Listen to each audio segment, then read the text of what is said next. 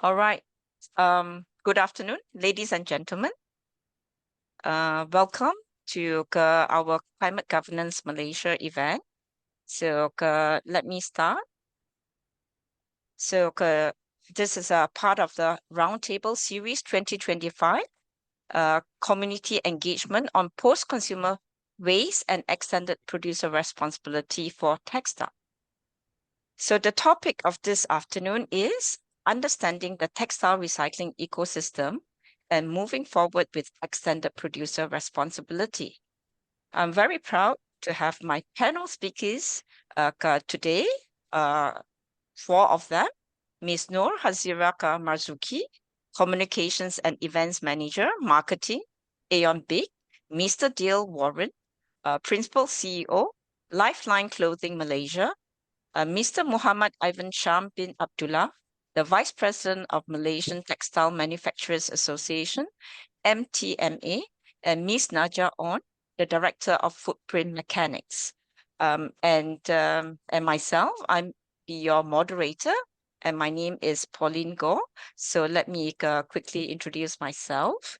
So I have more than 30 years of work experience, ranging from telecommunication, investment promotion, ESG, oil and gas, and blockchain. So I've worked for Alcatel, Maria, Malaysian Recycling Alliance, Invest KL, ConocoPhillips, and Dara, Digital Asset Rating Agency.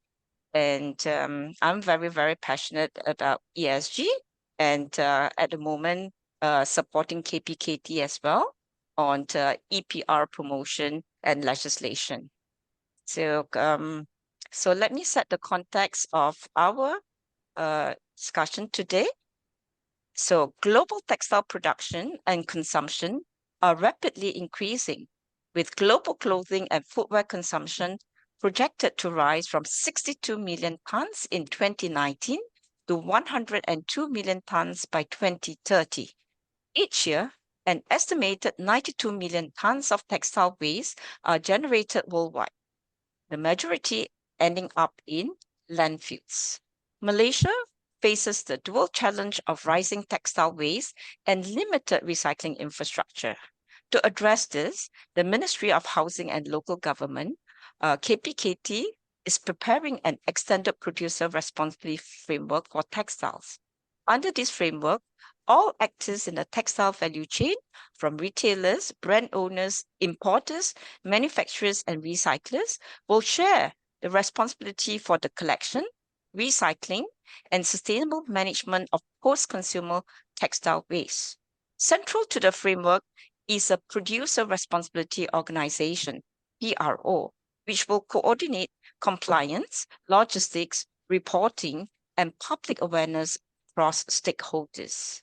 So the objective for today is 1, mapping Malaysia's textile recycling landscape, 2, learning from global EPR models, 3, the readiness for Malaysia EPR implementation. So we have until 3:30. So the mode of our session today is I'll be inviting each speaker to present a topic for 8 minutes. And after that, we'll go into a moderated Q&A session. So without any further ado, let me introduce our first speaker of today, Ms. Noor Hazirah Marzuki. Yeah. So before I hand over the mic to Nazira, let me quickly introduce her.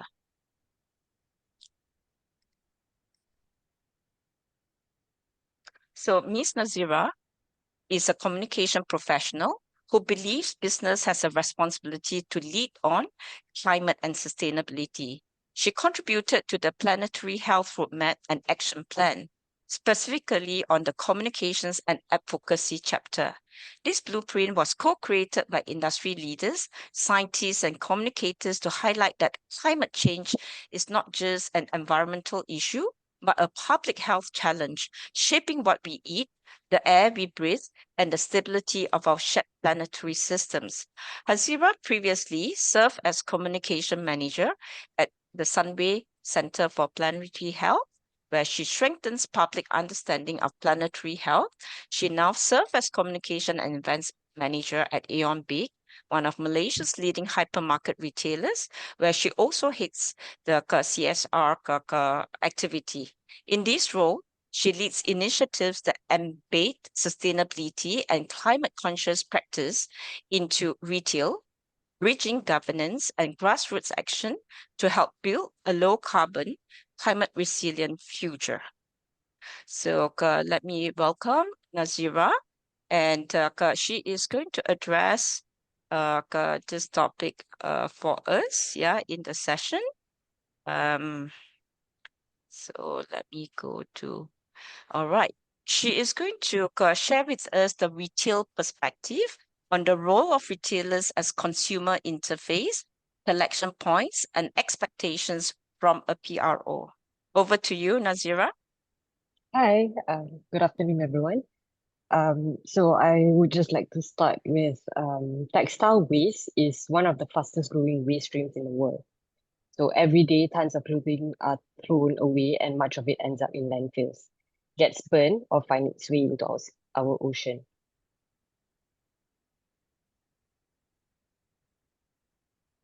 Hold on.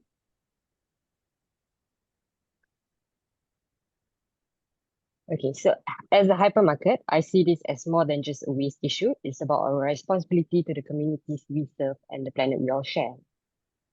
So when clothes are disposed, they don't simply disappear. They take years to break down, release harmful chemicals, and pollute our soil and water. Some fabrics even release microfibers that end up in the ocean, and this connects directly to planetary health.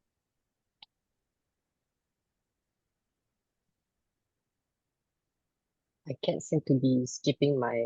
Okay. So as a hypermarket, I see this as more than just a waste issue. So when you look back to Planetary Health Check 2025 by the Potsdam Institute for Climate Impact Research, they have confirmed that 7 out of 9 planetary boundaries has been reached. So what does this actually mean? In the context of novel entities, the key drivers are industrial production of artificial chemical compounds for industry, agriculture, and consumer goods. So this is not just a waste issue, it's a health issue for the planet and forest people. When the planet suffers, so do we. Now, I want to be clear. We are not experts in recycling textiles. That is not our specialty, but we do play a very important role. As a hypermarket, we are part of people's daily lives. Family comes to shop with us every week. This gives us a chance to make recycling easy and convenient. That's why we partner with agencies like Kloth that has the expertise. So we focus on two things, accessibility and awareness. Accessibility is by placing collection bins in our stores so that people can drop off their clothes during their regular shopping trips. It's about making recycling part of everyday life, not something extra or inconvenient. Awareness by letting customers know that these bins exist, encouraging them to use them. And when customers see us committing to sustainability, it strengthens their loyalty and trust. So they know that the retailer is not only serving them, but also caring for the planet. Our partnership with Kloth since 2022 has garnered attention with our shoppers. In Aeon Big alone, from January to May of this year, we have collected over 103,000 kilos of clothes donation, and this comes from just 5 stores. Our biggest collection by store is Batu Pahat, Johor. This clearly means that not only urban areas are adopting to clothes recycling, but those who live on the outskirts of the city are also exposed to the culture of recycling. So here's something very unique to Malaysia. During our festive seasons, we already have a culture of renewal. For Chinese New Year, family carry out spring cleaning to sweep away bad luck and welcome prosperity. For Hari Raya, Malay families deep clean their homes, refresh their spaces, welcome guests on this special day. So what does this mean to us? Million of Malaysians naturally go through cycles of clearing out clothes. So if we align textile recycling drives with these moments, we can turn cultural habits into sustainable action. This is an example that I wanted to show you guys. This is from one of the stores in KL, Danau Kota, during Chinese New Year. Look, we have ramped up collection to daily collection. So imagine this is just in one day. So you can imagine that, during these peak periods, people are clearing out whatever that they have. So what is the challenge? The challenge is still communication. People may clean, but do they know they can recycle their clothes easily? Do they trust the process? But what makes a real difference when recycling is accessible and visible? If people have to go out of their way, most won't do it. But if there is a collection bin in place they already visit every week, like a hypermarket, then donating becomes part of their normal routine. It's no longer an extra chore, it's just one more stop along the way. And visibility matters too. When the bins are there, front and center, it's a reminder that signals this is something important, something worth doing. Over time, that normalizes the behavior and makes recycling clothes feel natural. So accessibility and visibility, those are the levers that we can pull as a retailer. So what can we do to create an environment that makes it easier for families to take the first step? So what's next for recycling? EPR simply means companies take responsibility for what happens to their products even after customers are done with them. For us as a retailer, our role is an enabler and a partner providing the space, engaging consumers, and supporting campaigns.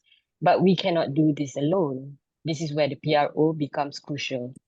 A PRO can run nationwide campaigns to harmonize messaging, like, for example, here, Uniqlo, standardized reporting so that data is consistent and transparent. So this is an example from Kloth. Ever since 2022, when we first started, we have collected since until May of this year, 1 million kilos. So at the same time, clear policies from the government will make this a collective industry-wide movement, not just for the effort of a few. So Malaysians already live in a natural cycle of renewal during festive seasons. If we align the cycle with textile recycling, and if retailers, producers, PROs, policymakers work together, we can make a huge difference. As a hypermarket, our role is to open the door for customers, make it easy, and show our commitment through visible action. Because at the end of the day, protecting the planet means protecting the people that we serve, our families, our communities, and our future. That's all from me. Thank you. All right. Thank you so much, Hazirah. All right, let's move on to our second panel speaker, Mr. Dale Warren. Let me introduce him for a short while. All right, Mr. Dale Warren is the CEO of Lifeline Clothing Malaysia, which is a logistic company that collects and engages with the community on textile recycling, who has the largest fixed textile bin collection points in Malaysia. Dale considers himself a corporate environmentalist who is passionate about recycling and diverting textiles from landfill in an economically sustainable way. Dale often pushes for the protection of our environment through his role, and the company has partnered with various organizations who share the same genuine passion for people and the environment. The activities of the companies in Malaysia generate more than 500,000 funding for communities and disadvantaged people annually. And Dale is from Australia and he has lived in Malaysia for many years. So let me welcome Dale to speak on recycler perspective, the realities of textile collection, sorting and recycling capacity, and the infrastructure gaps. Over to you, Dale. Thank you, Pauline. Good afternoon, panelists and members of the Climate Governance Malaysia and the other attendees that are here.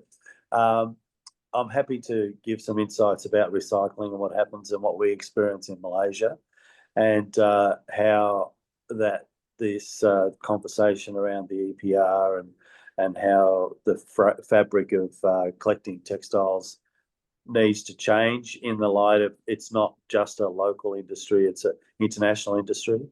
And if the industry doesn't fit into the international circle, then it won't exist as a local industry. Like different industries get taken over by changes in the world when different countries become more efficient at manufacturing cars, or they become more efficient at manufacturing clothing, the local industry can die. And it's no different with recycling. If the recycling industry is not looked at as an international basis, it will die as well locally, because it won't compete. It's all about economics and how much it costs for a certain product to then re-enter the marketplace. So we do handle a lot of material and most of it's resold, and that has an economic value to it, and that economic value is falling as the production of new clothing becomes greater and more of it, more volume, supply and demand. So there's an urgency of change. We're living in the greatest transformation of change now since the year 2000 to the current years, the last 25 years. The consumption pattern of people for clothing, and not just clothing but other items, is increasing. So we tend to buy things as single use and then not reuse them again and not hold them for long periods of time. I remember when I first got our television at home, the television was in a fixed cabinet and it was expected to be part of the furniture for a number of years, like your sofa. And now that doesn't happen. The TV is a device that once it doesn't work anymore, you go and buy a new one. You hardly ever get that repaired. So consumption patterns of modern life is a change that's happened in the last 50, 60 years. And that change in how we live is real. It's not hypothetical. It actually is how we live. So, and we're not going to change that. Most of the retailers I talk to, all of them, expect their sales to increase in textiles. So, which means that there's more textiles we're consuming for different reasons. And those textiles, if there's not a circularity system, will end up in the general waste. And more of textiles are finding their way into general waste instead of back into a circularity system. So the EPR discussion is to change that. So recognise that modern behaviour is a consumption model and try to change the fact that by putting resources and money and design and effort into the materials so that we can do it the right way around. So with global production, for example, in 1950, the whole world took 1,950 years to get to 5 metric tonnes of production. So then in 1975, it had grown fivefold to 25 million metric tonnes of production in 1 year. So that's in 25 years. And then in 2000, 58 metric tonnes, which is doubling it again the next 25 years from a high base. And then from 2010, it's going 90, not quite double, but 95 million tonnes. And in 2022, 116 million tonnes, and then 23, 124 million tonnes. So in 1 year, what took us 1,950 years to grow the production level, we're doing that in 1 year. So, and the growth after to current is similar. So every year, what took us nearly 2,000 years to get to in production, we're now doing in 1 year.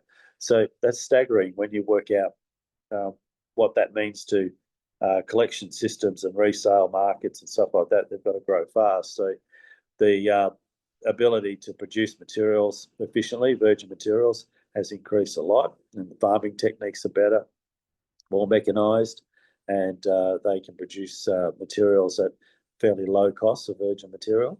And when recycling's got to compete with, it used to compete on a price-based point, and now the problem with the materials is that the raw virgin materials now becoming cheaper than recycled materials. So where people used to go to a thrift shop or some store to buy secondhand clothing cheaper, now they can probably buy that same item new cheaper.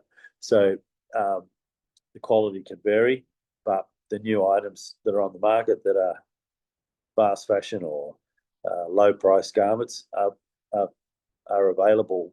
And there's a lot more platforms with e-commerce where you can buy things direct door to door from a factory in China or other countries, door to door to your own home, and you can consume clothing at a lot cheaper rate. So, and that online change is also having an effect with local retail. So those change in behaviours in our lifestyle are happening, and recycling can still work. There's still value in recycling. There's still different techniques that can work.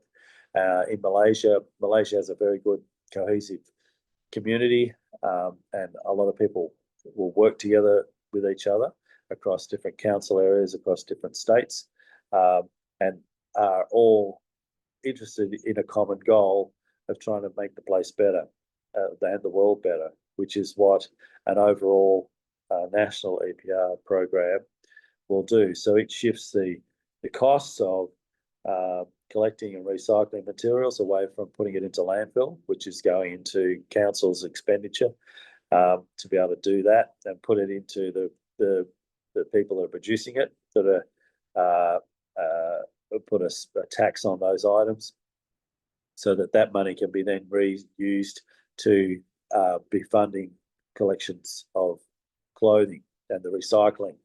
I think once that happens, you'll find that for a collection program to work as a recycler, we do clothing drives, and the clothing drives are quite effective, but they don't change behaviour. So it's important long-term behaviour. So the bin programs that we have around Malaysia, we know have changed people's behaviours and their patterns, and we don't get the same spike of. We do get a spike within festival seasons when people will donate more because they're cleaning their home, but people will are doing it 12 months a year and not just at a specific time, which is really good to see that after the program gets established, it becomes a behavioural change. The predominantly textile recycling and messaging is about the 5 R's: refuse, reduce, reuse, renew, and recycle.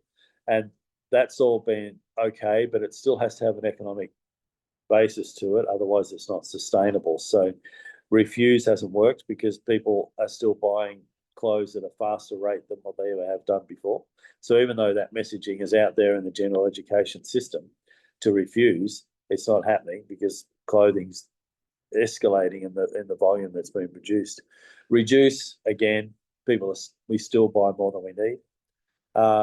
Reuse, there is a reuse economy for textiles, and that's still vibrant, but the quality of the clothing that is expected has increased due to the volume. So it's good for the markets that get a lot of reused clothing, because those materials that get sent there now are of a higher value than what they were before. So there's a lot of media talk about bad clothing and clothing that's not very good.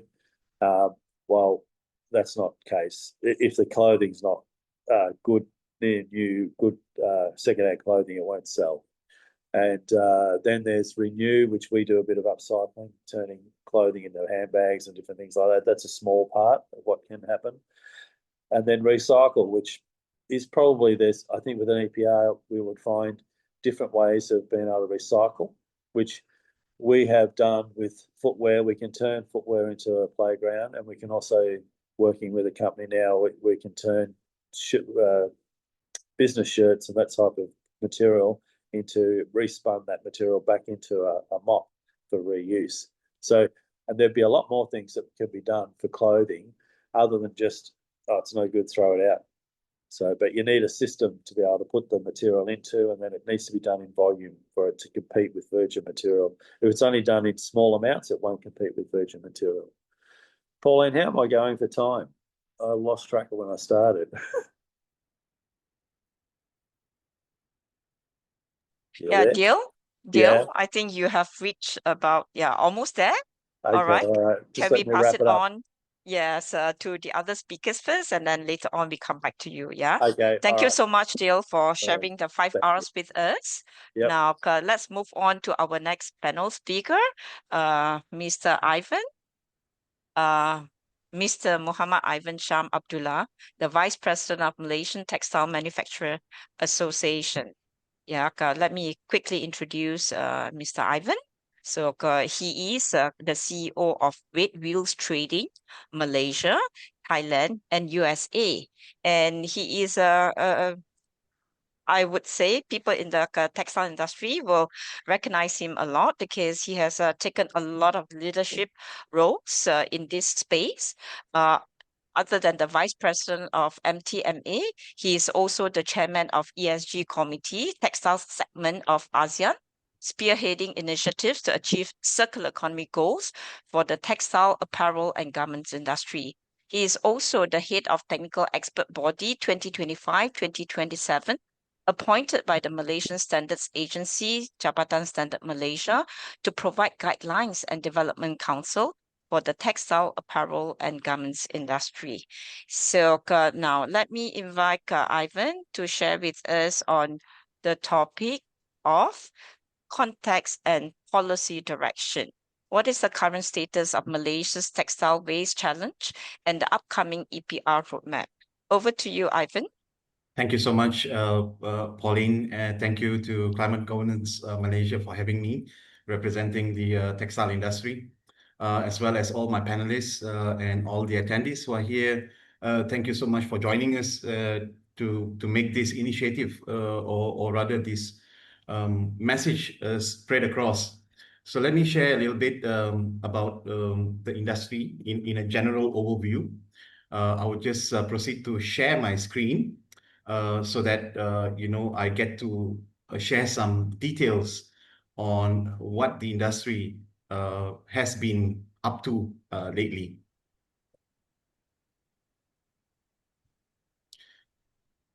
Can everyone see my screen? Just to double confirm. Not yet. Still coming. All right. Cool. All right, so a little bit about the Malaysian Textile Manufacturers Association. We used to be, of course, knowing textile is one of the ancient old industry, and we've been ever since human beings were wearing clothes, right? It's sober to say. So everyone wears clothes, and of course, where it comes from is from the manufacturers. And of course, every step towards ESG begins from the producers, and that's what this entire topic is all about. So just to share a little bit about what we have in terms of policies for the waste management segment as well for the industry. Not to look into a very detailed, specific policy, but we do have some members who have implemented waste management policies. And these are on their own initiatives, right? And these have been going on from, I think, the year 2000s. There is one of our member who is actually in the current process of obtaining their ISO 9001-2025, which has an ESG element integrated into it. We do have some members who already have STEP certifications, OCOTEX certified. In terms of ESG framework in a whole, very dedicated to the industry itself, there is no precise or definite framework at the moment. However, the association, we do have a dedicated committee, which I'm part of, and we are starting to draw up some blueprint. Now, some of the current sustainability practices, this includes including my factory. We do have our own initiatives, right? But one of our member actually practiced the waste to fuel recycling. That is pretty much to how we try to get involved with the latest innovative measures to try to recycle our waste, because we have a lot of waste, right? So for example, to make a shirt, we cannot precisely get a particular measurement. So the excessive materials are then put in for waste. And one of our members actually tried the waste to fuel recycling method, where it is compressed into pellets and used as an alternative burning fuel. Of course, this was an alternative for the traditional fuel. However, part of his plan was disrupted due to the collector of this particular waste have already shut business and the operations. Majority of our members are still disposing of textile in landfills. This is what we have identified. This is purely because of the lack of recycling facilities, as well as the nature of some of the of our textile waste. So we have two types of textile waste. One is from the organic type of fiber. One is from the synthetic type of fiber, which have a mixture of non-organic materials. So coming back to one of my panelists earlier on, Hazirah, when she mentioned that there was a very large amount collected from Batu Pahat. Well, Batu Pahat is our hub for textile in the whole of Malaysia. So what you actually experienced in Aeon Big over there was because most probably some of the local factories around there, they could not acquire or obtain a proper recycler to come and pick up the clothings. So they have come and dropped it off at your Aeon Big. I hope they also shopped at Aeon Big right after that, right? So moving forward, of course, you know, being a manufacturer, we face a lot of red tapes, gray tapes, green tapes, you name it, all the tapes, we face it. Being competitive, touching on what Dale have mentioned earlier on, being in the economic of scale, we have to be extremely competitive, especially at this very moment. We're looking at the tariffs that's being set out by, you know, President Trump. We're looking at the competitivity from our neighboring countries who are really advancing in their textile industry, especially countries like Bangladesh, Indonesia, Thailand. So we were trying to, of course, approach the respective government agencies to try to assist us in terms of implementing the infrastructure that is needed for us to embrace sustainability. Now, of course, let's not forget when the American market, in this case, they were shifting their supply chain. Of course, they were looking at ASEAN and Malaysia being part of ASEAN. We were, of course, under the limelight. We were very known and very, very recognized for textile production from the very early days. So when they were looking at local factories, of course, the mindset is that they wanted it to be very cheap, right? So it must be as competitive as China, or they're expecting like 10, 15% more competitive. So when you have a client that comes up to you and says, can you beat this price, or can you be as equal as this price, then I'm going to give you an order. So you have manufacturers who are locally based, and they're facing challenges of, you know, price competitivity. And as what Dale mentioned earlier on, you know, virgin materials are way cheaper than getting a recycled or rather reproduced material, right? So this is where the mindset of a businessman kicks in, right? It's all about the mindset. It's about embracing ESG first as a business owner. And how do you do that? So some of the ways or methods that we can do is by implementing the infrastructures that we require. But coming back to, you know, the waste or the recyclability of our raw materials, acquiring the sustainable materials or rather green materials or non-greenwash materials would cost you a little bit extra, or in fact much, much more than what it's going to cost for making just sticking on to whatever they or we were doing all this while. So this is where the government support or rather subsidies, incentives was needed in order for us to be able to provide some sort of process in what we do. We were also pleading to the, or rather having this within our blueprint framework to have expansion of recycling facilities where you could handle a much more wider variety of textile waste. Now, let's not forget, this is the Generation Alpha world that we are living in. And a lot of the demand is coming from this particular generation. I totally agree with what my esteemed panelist Dale was mentioning earlier on. Gone are the days that we needed a TV that could function as a furniture, as part of the furniture. You know, nowadays it's all about being in trend, and you know, clothes being changed, you know, very excessively. And locally, we do have, for some reason, we do have a lot of hoarding mindset, right? So like if we were to look at our wardrobe, for example, whatever clothes that we didn't want to wear, we'll just pass it on to our younger brother or younger sister or father or mother or something like that. It still remains in the same household.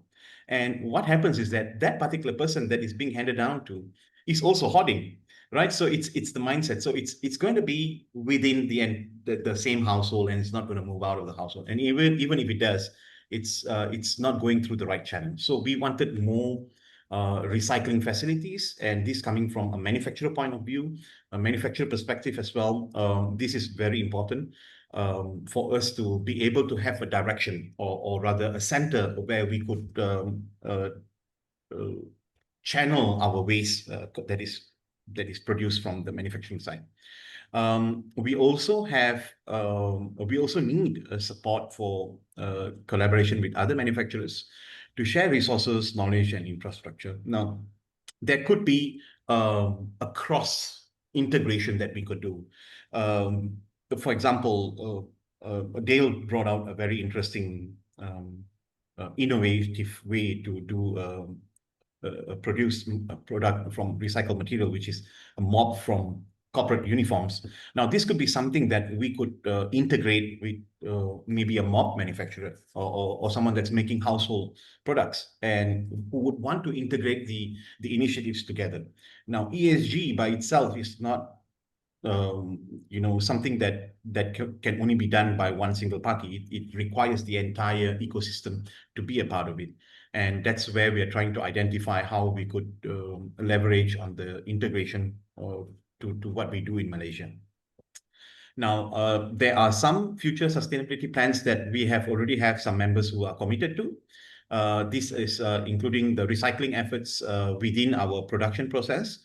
The recycling efforts that is mentioned over here is that we try to use the existing waste internally. For example, if there is any need for us to use it as fuel or for us to use it as white cloth, we just try to utilize the waste materials for our own use.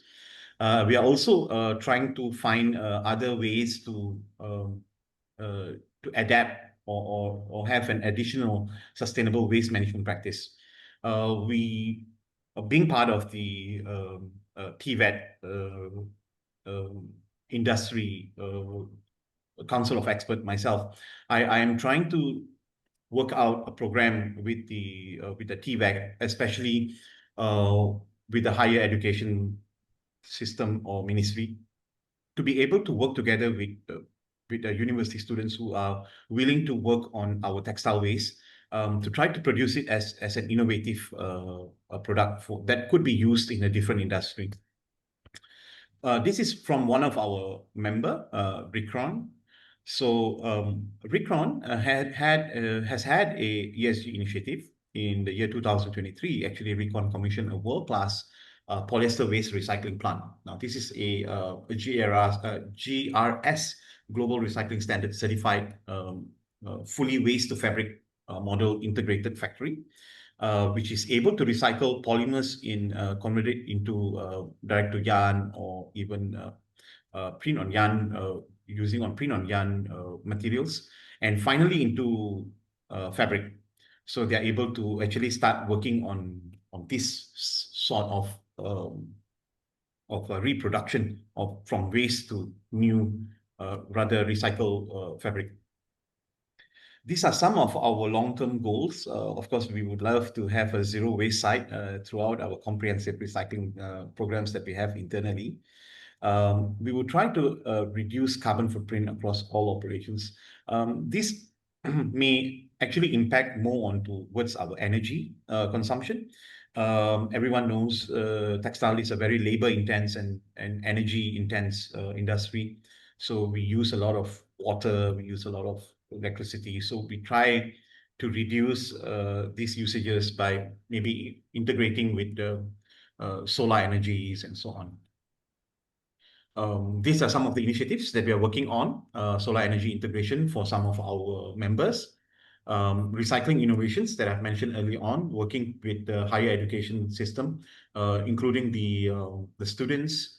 Some of our members are already looking into ESG focused audits for their operational and management system. Automation to try to reduce and improvise on our production capacity. So because we realize that sometimes certain processes may involve a lot of human interaction with a particular machine. So and human beings tend to take our sweet time, our own sweet time. Sometimes we try to minimize certain processes to be able, if we could automate those processes, then we reduce the energy that is used in those processes. So that is why the automation is part of what our framework initiative is going to be. Now, there are a lot of environmental friendly technology that's already out there, but embracing it is one, investing in it is another, right? So this is where I always touched on how we could try to understand how the sustainable textile production process is. And it's not so easy because it is requiring a lot of infrastructure that needs to be there already existing. So slowly we try to adapt and we try to introduce, new ways to save water, energy, getting a variety of supply chain that could actually be non-greenwash supply chain. Because there are also suppliers who are claiming to be sustainable, but at the end of the day, when we do our internal audits and we check the origins of the particular raw materials, we realize that it was greenwashed, and that actually sets us back to try to secure another supply chain. We also try. Sorry, Ivan, I have to stop you. You have one more minute left. Yeah. Okay. All right. So thank you. yes, thank you so much, Pauline. Just want to share also that having a friendly textile material would also mean that you are looking into organic natural fiber, sustainable bamboo fiber, sustainable synthetic fiber. So these are all part of what the friendly textile materials are. So I'm actually done, but since I have a few seconds left, so I would also like to say that, because some of the largest or the largest user that we could actually adapt to would be the government officials themselves, so we could actually adapt to how we could work together with the government officials since they wear corporate uniforms and so on. And we could try to work together with certain government officials to try to draw up a framework, especially touching on packaging materials, if there could be another integration that we could do from the textile industry to a packaging company. This is something that we would love to have, and we open our doors to different industries to work together with us. Thank you so much. Thanks a lot. Thanks a lot, Ivan. Yeah, Right. maybe we can start with KPKT. Yeah, so we are going to bring your message to KPKT, who is responsible, for EPR for solid waste. All right, so let's move on to our final panelist. Let me introduce her. Okay, our final panelist is Ms. Najah Onn, the Director of Footprint Mechanics. Najah is an environmental engineer with 18 years experience in Australia. And she is still located in Australia. She's joining us from Melbourne. She has helped organizations reduce waste, minimize pollution, improve social outcomes, and enhance profitability by influencing the uptake of sustainability principles in business decision making. Najah, who is a director of a sustainability firm, Footprint Mechanics. Her current projects include the ISO 14001, management for a textile recycler, which is Deal, Lifeline in Port Klang, Malaysia. And she is also experienced in delivering consultancy services on a range of product stewardship programs. She's the founder of Fashion Fidelity, a media and consultancy organization that is on a mission to amplify Southeast Asian narratives in deconstructing sustainable fashion. Through their program, FFC Collective, Fashion Fidelity aims to encourage the uptake of circularity principles with a community of apparel and textile manufacturers, retailers, designers, and practitioners, providing local solutions and a multidisciplinary approach to disrupt the fashion industry for better environment and social outcomes. So let me invite her to talk to us and share with us about global lessons and local adaptations, global EPR experience, eco-design practices, and how Malaysia can adapt to these lessons. So over to you. Hi, can you guys hear me? Najah, yeah. Yeah, thank you. Last presenter. Thank you everyone for presenting before me. Glad to be here, and thank you for the participants who are joining. My name is Najah, and you can see my slides, I think.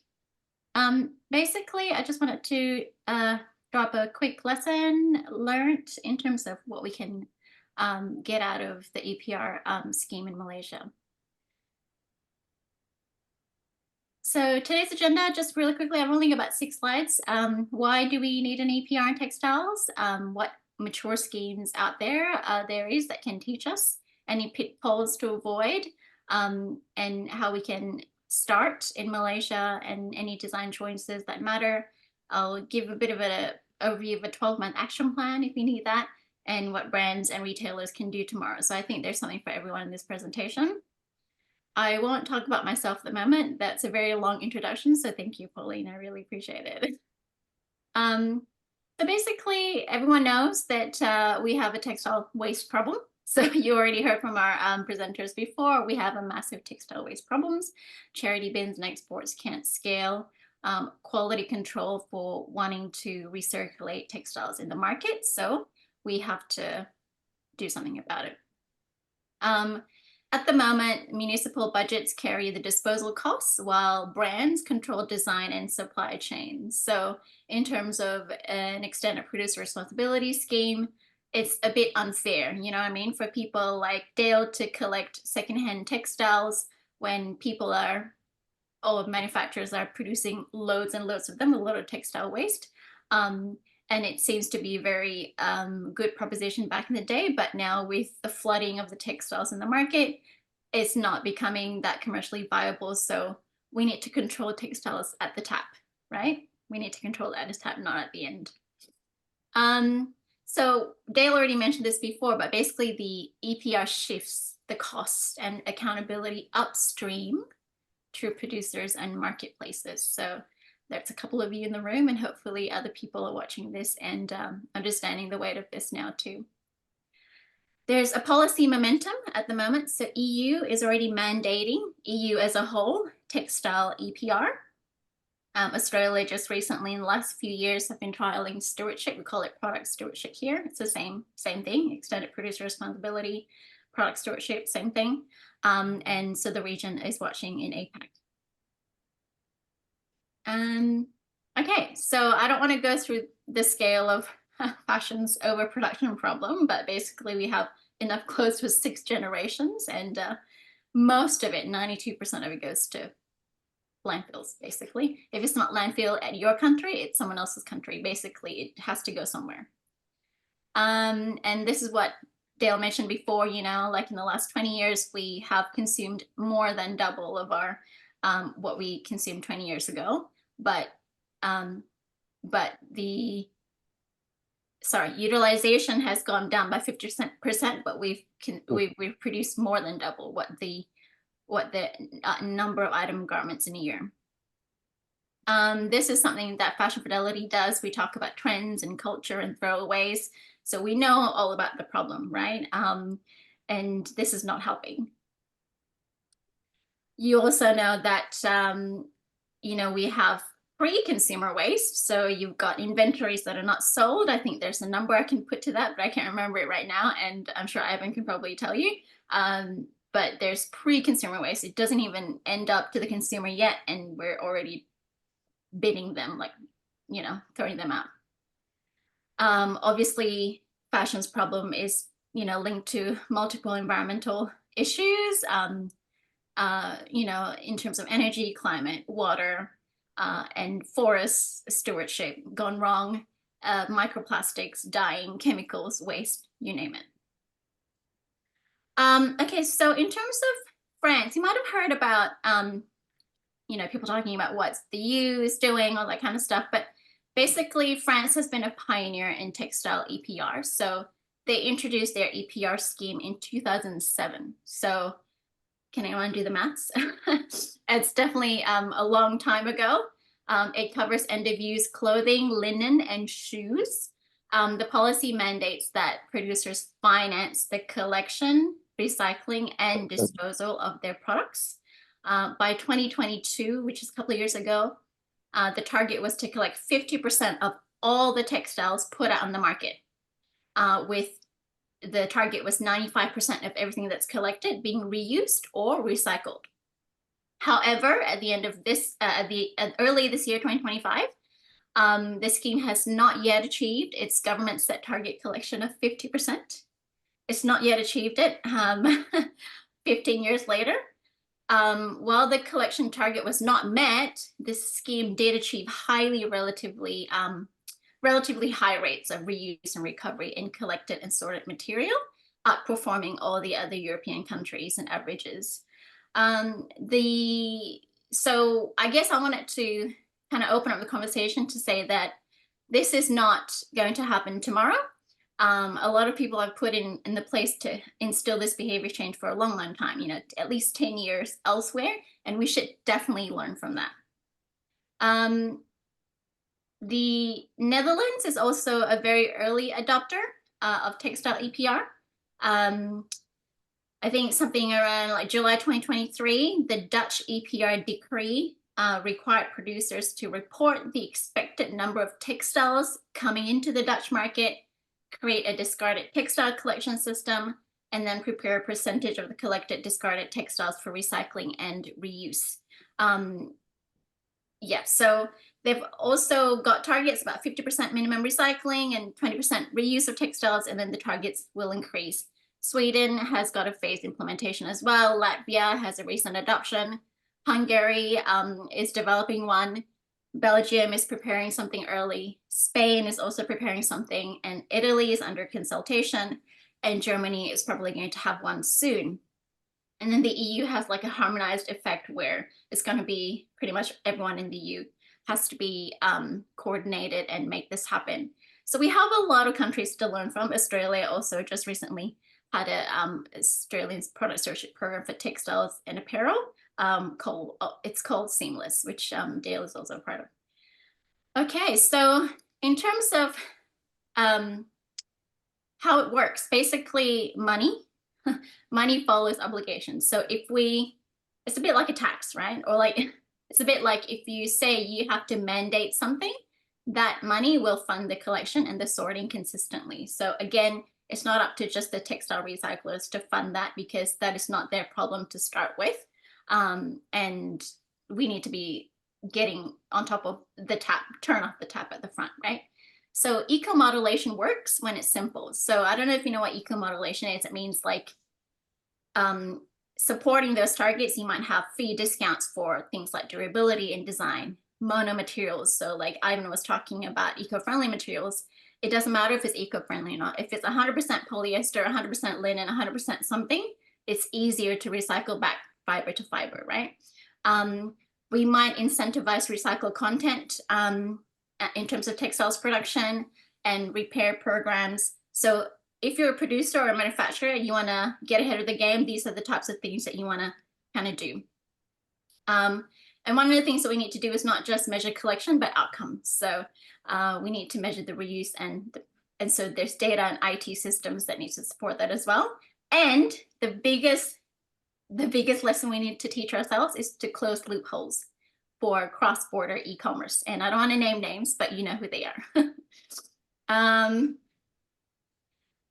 So the pitfalls to avoid is export leakage. So these are the things that someone like Dale has to report onto the Australian market, because he takes some Australian textiles, but also processes local textiles processing. So traceability is important, because you kind of want to trace where textiles are coming from, in equals out, that kind of thing. There is an infrastructure gap in every country in the world. Everyone, as Ivan says, uses clothes. We've been wearing clothes for a long time.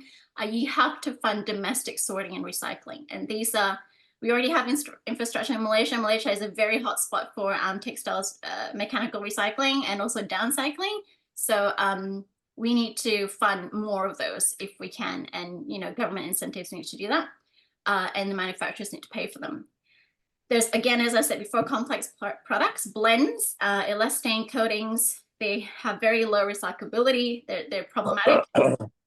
And fees has to nudge design change. So again, at the top, at the front, how are you designing? What are we teaching our textiles technologists? What are we teaching our fashion students? Are they creating the same thing over and over? Like, I think that's a big sort of co-modulation that we need to have as part of the EPR scheme as well, right? So, like, they're going to be redundant if you're a fashion designer and you're just doing the same things the same way.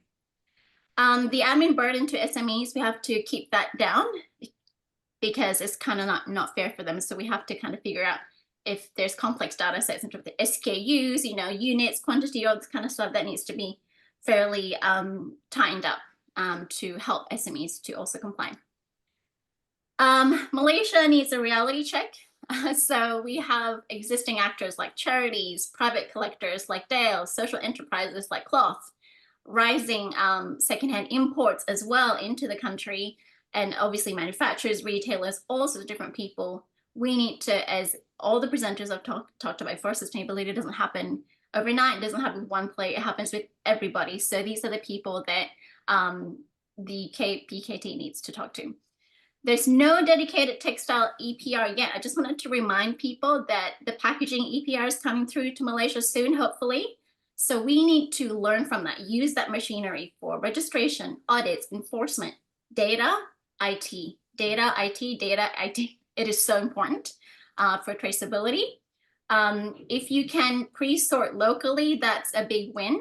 And we have to verify downstream textiles as well, in terms of, are they actually textiles or are they actually waste? So waste is regulated by, internationally, it's regulated by Basel Convention.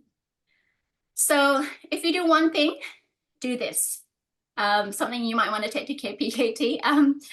Pauline, is we can scope apparel and whole textiles first, add footwear later, and make sure you include marketplaces. Don't take them away from the equation. They must pay.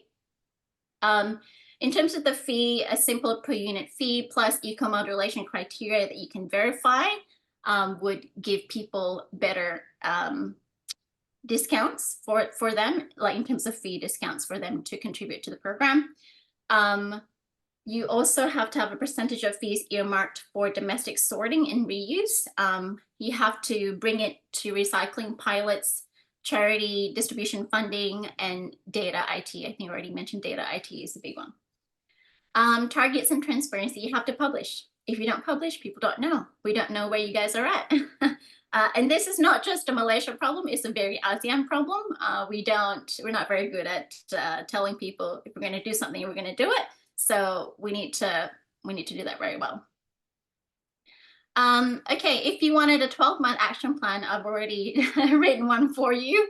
So please talk to me, everyone in the room who needs some sustainability advice.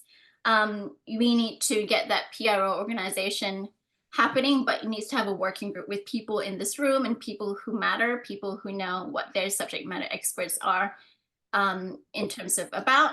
You need to figure out your fee basis. You definitely need to work at a fee basis. You also don't want collusion, things like that. You have to figure out eco-modulation criteria. We have to map collectors, sorters, geographically and physically. You want to probably run traceable collection pilots first. One of the things people don't do, they don't do pilots. They don't trial small areas. They just want to do everything all at once. I'm like, I don't think so. That's not going to work. Get some data from that, set quality specs with charities, and maybe an export due diligence protocol, which is something that the Australian scheme has already done in terms of charity recyclers overseas. So things like that should be done. You might want to publish a national labeling guidance. So what goes where in terms of textiles, it doesn't just go to landfill, it might need to go here, here, here, depending on the grade and quality. Launch take-back schemes at places like Aeon malls, and do fiber to fiber trials like MOUs and stuff like that. And then you might want to then do the governance and reporting rules after that, recommend regulatory backstop. What that means is, like, for example, in the first 12 months, you might want to get all the retailers and manufacturers to co-opt into it voluntarily. But if you don't get a certain number of people participating, then you might want to say, hey, look, we're not getting the 50% of people who are making all the clothes in Malaysia opting in, so we might have to co-regulate. We might have to make it mandatory. So what brands and retailers can do tomorrow? These are some of the things you can do now. You can shift to mono materials, trim choices that block recycling, because we want to, at the end, have fiber to fiber. Publish your repair commitments, and maybe start collecting and organizing your data properly. So what's placed on the market, what you're selling, what you collect, and where it's going, a destination. Even if it's in spreadsheet, doesn't matter, just start now. Obviously, partnerships is another one, which all of you in the room should start doing and talking to each other now. Obviously, there's marketplace compliance. So there are some things that marketplaces can do. They can say, hey, if you want to sell on our marketplace, online retailer, then you need to be part of PRO. You need to be an organization that is wanting to do the right thing as well. And if you don't, then we're not going to, list you on our marketplace. So there are things that you can do in your supply chain like that. The challenge obviously is big for brands and retailers, because it's very much, you have ideation, conceptualization, design, development, production, and then retirement finishes at selling at the store, right? It finishes there. But really, what I'm showing you on the screen now, it needs to be extended to no, it has to come back to me. So when you make something, it has to come back to me. So that's the challenge. So I guess if we keep rules simple, we pay for the outcomes, and we prove where the material can go, Malaysia can leapfrog.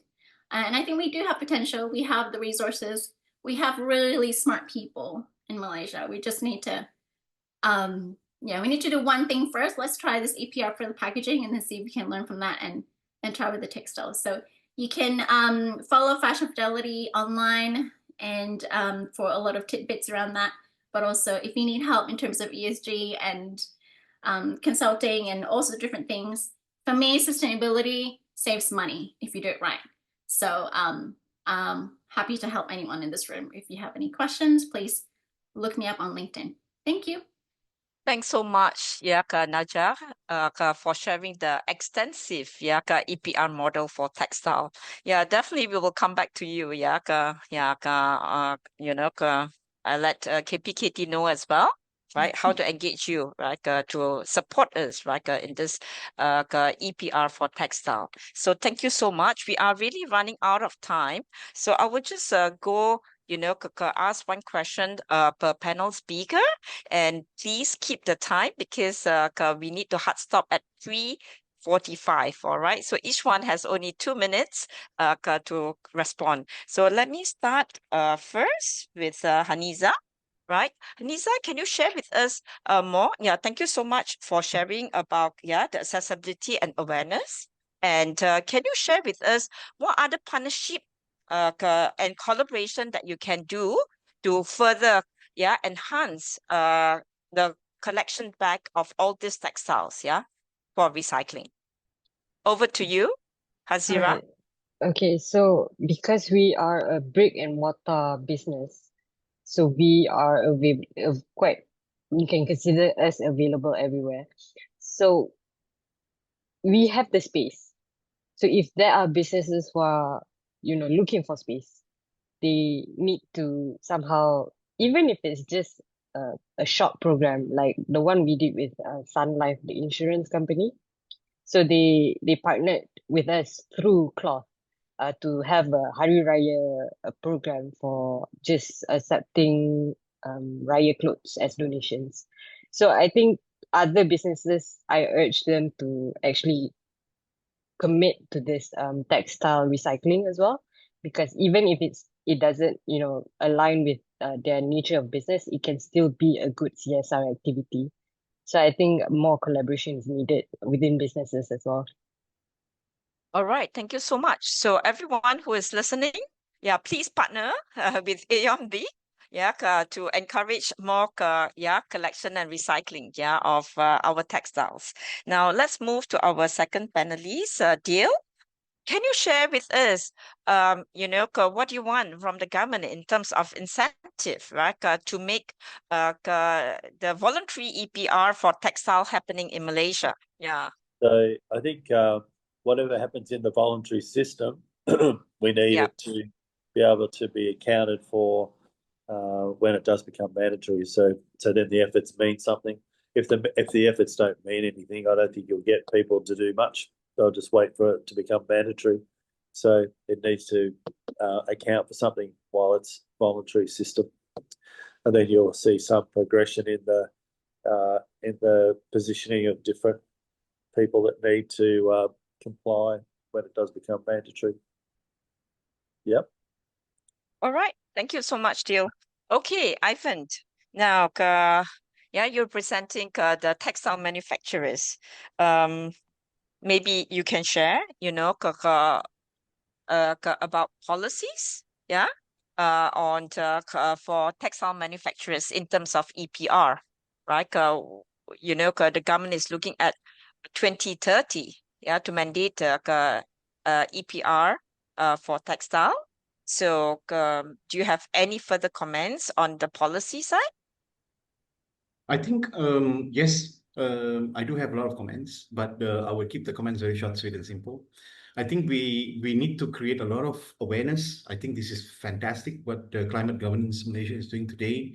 We need to create, like I said, it starts with the mindset, right? And we being Malaysians, we are always the last minute on borders. So even if, take an example, e-invoice, so that's what I'm saying, when it comes to governance or policies, there must be some form of the PROs should actually start implementing some guidelines, go-to places, references, more talks, more initiatives on what there is available for the manufacturers to be able to jump on and probably prepare, get ready, awareness, readiness towards this EPR implementation.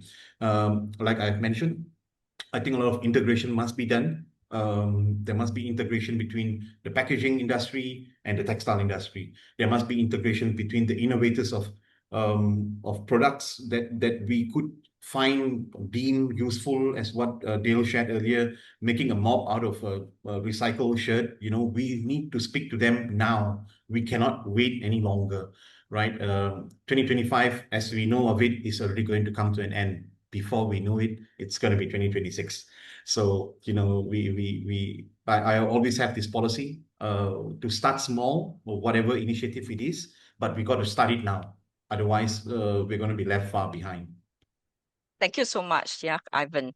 Najah, so what are the 2 baby steps that you think Malaysia can take to start the voluntary PRO for textile in Malaysia? Just 2. Thank you so much, Najah. I think someone has to be in charge. Thank you, Pauline. Like a voluntary thing doesn't work because it's people's time commitment. And even, for example, in Australia, we have something called the National Product Stewardship Investment Fund. So like you have to put together like a little a submission to get the funding from the government, which is like every year you might have a product stewardship program for, child car seats, baby seats that expire after, 5 years, that kind of stuff, right? So what I'm saying is like, even when I work in project management too, so even in the scoping phase, you need to fund the scoping phase. So this is what we're talking about, the PRO. So I think we need an executive officer to run the PRO, get the members in, write the terms of reference, get the rules and all that kind of stuff, and get people coming in together, make sure they come to the meetings and contribute, and make sure they actually, foundationally inform, early adopters, like metrics, is it workable? Like, what's the challenges, all that kind of stuff, do a SWOT analysis early on. So I think what people forget is that, when you start something, you have to have developmental work. The developmental work, what I call the scoping phase, also needs to be funded. So, but you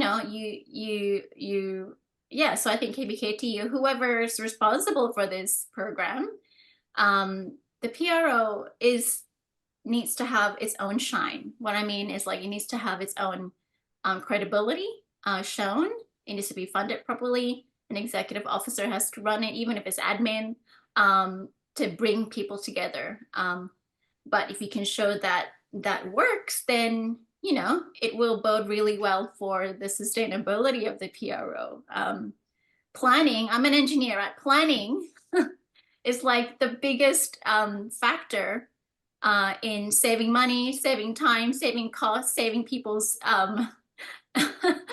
crazy anger states and people, you know, throwing crap at you. So like, make sure the planning stage is done really well, because then you can execute really well. So don't wait until execution to make those decisions, right? So I think it needs to be funded, even the PRO now in the scoping stage.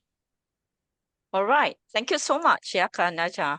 Yeah, I'd like to thank all my 4 panelists. I think we have covered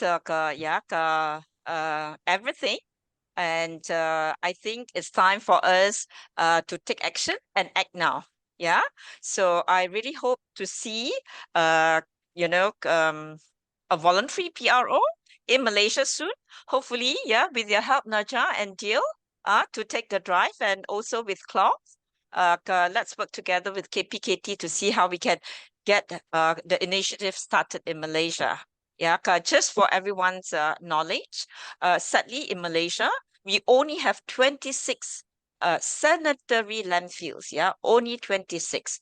We have 114 open dump sites. So it's our duty, and each one of us, to make sure that we do our part, for recycling, for all kinds of waste, not just textile waste. We are talking about packaging waste and other types of solid waste. Yeah, so we really cannot wait anymore. So let's try to all achieve, right? Hopefully in the next 2 years, or if you want to be more aggressive, at the end of the next year, we should start a voluntary PRO for textile in Malaysia.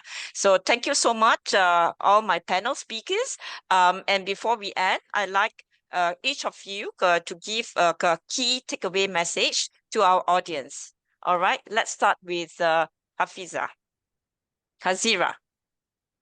Okay, so I'm very much into planetary health, and my key message here is, this may be of a differing opinion to other people, but UN SDGs targets is 2030, and we only have 5 years left, and I don't think we have enough time to reach the goals that the UN SDGs set.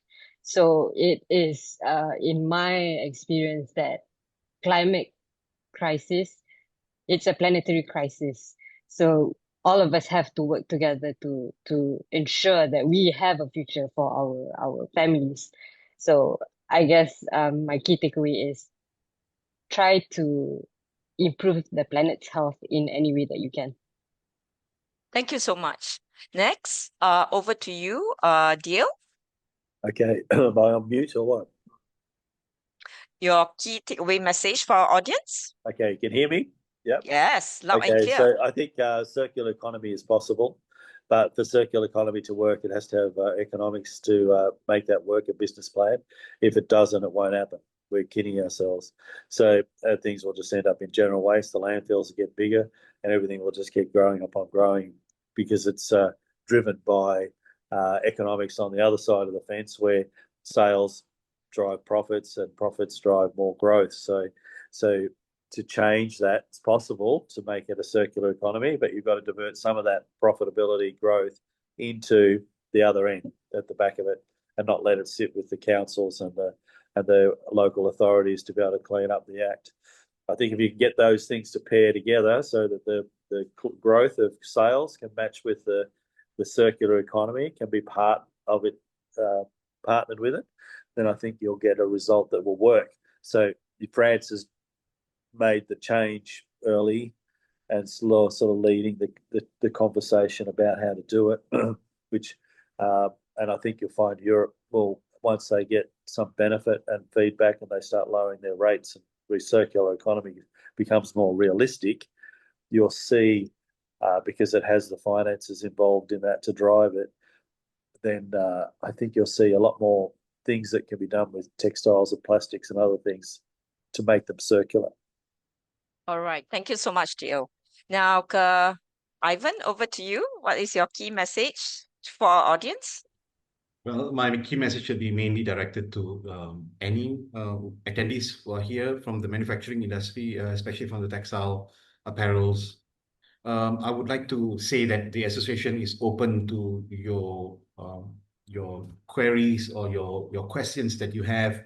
If there is any information that you need, please reach out to Malaysian Textile Manufacturers Association. We are a large association with multiple smaller associations that's below us. And this includes the manufacturers of footwear manufacturers association as well. So we want the manufacturers or producers to actually start small, right? Don't think of it as a big game or a big initiative. Think of it as a small initiative, and then we make it big together. That's my key takeaway, as always, because sustainability efforts, ESG, the guidelines, the goals, it's all pretty much very new to most of us here in Malaysia, especially in the ASEAN region.